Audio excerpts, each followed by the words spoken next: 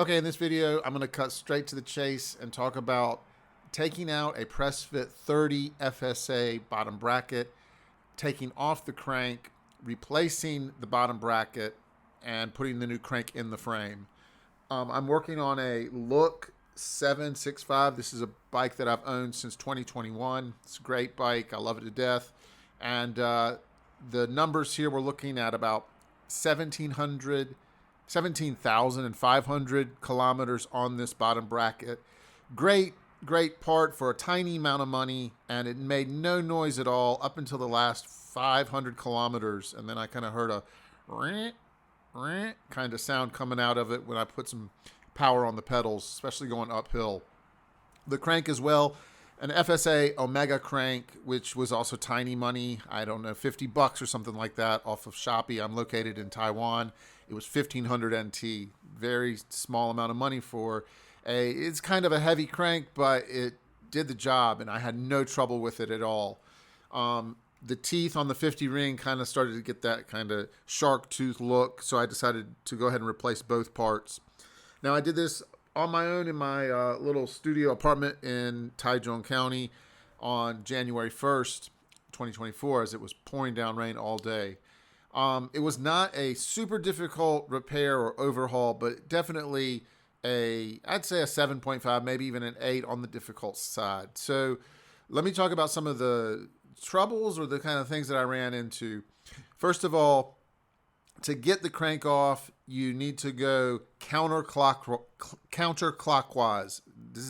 You cannot do the tire kind of taking a tube and wrapping it around the tool, the hex tool, and the arm of the crank and trying to use the torque to get that. You don't do that. It's got to go off counterclockwise, these FSA cranks. So it's on the non-drive side. That bolt needs to come out counterclockwise. That's very important.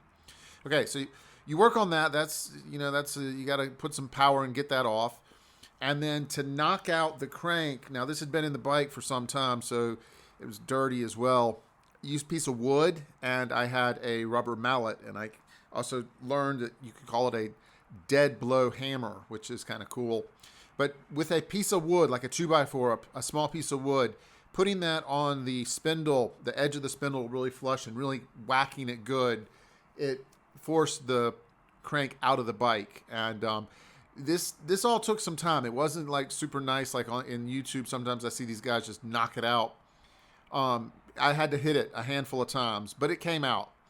Then the bottom bracket, getting the press fit BB out of the frame, it's a bit of a challenge, but I use the prong tool. So I don't have the Park tool. I have just kind of a cheap Chinese one that I got at a store for a tiny amount of money.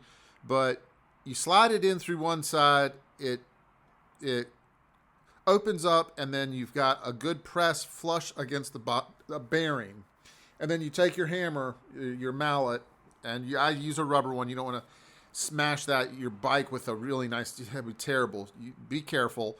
So you hit the side of this thing, you hit it right on point, and you got to whack it a handful of times, like a lot. And they came out. What happened was the actual bearings came out of the plastic cups, and the plastic cups stayed in the frame, which kind of freaked me out, but it wasn't a big deal. So once you get the bearings out, you can take a Phillips head screwdriver, and on the FSA cups, there's a groove that you can use to tap those out. And it wasn't such a big deal. I thought it was going to be a pain in the ass, but it came out without any fuss.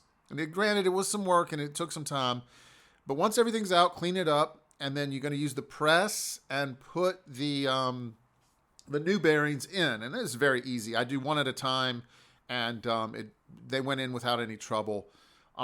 Getting the new crank into the frame also was pretty easy. It was a matter of just pushing it in, and I used the rubber mallet and kind of tapped it all the way through. Got everything snug and nice and neat into the frame, and matter of just turning a wrench and getting everything tight and making it as it should be. I'm not sure about the torque. You got to get that thing on tight. You got to get that crank arm on really nice and tight. It spins good. It spins pretty good. And a lot to say about these two FSA products. I've seen some things written on Reddit that say they're not the greatest. Actually, for the tiny amount of money and getting 17,500 kilometers without breaking the code of silence is a winner for me. I'm glad. I don't care about the weight. It was a nice setup. So I ended up doing 90K on the bike that day or the next day, and it was all good. So there you go. If you're dealing with this, there's my video and any kind of pitfalls that I kind of experienced. Good luck.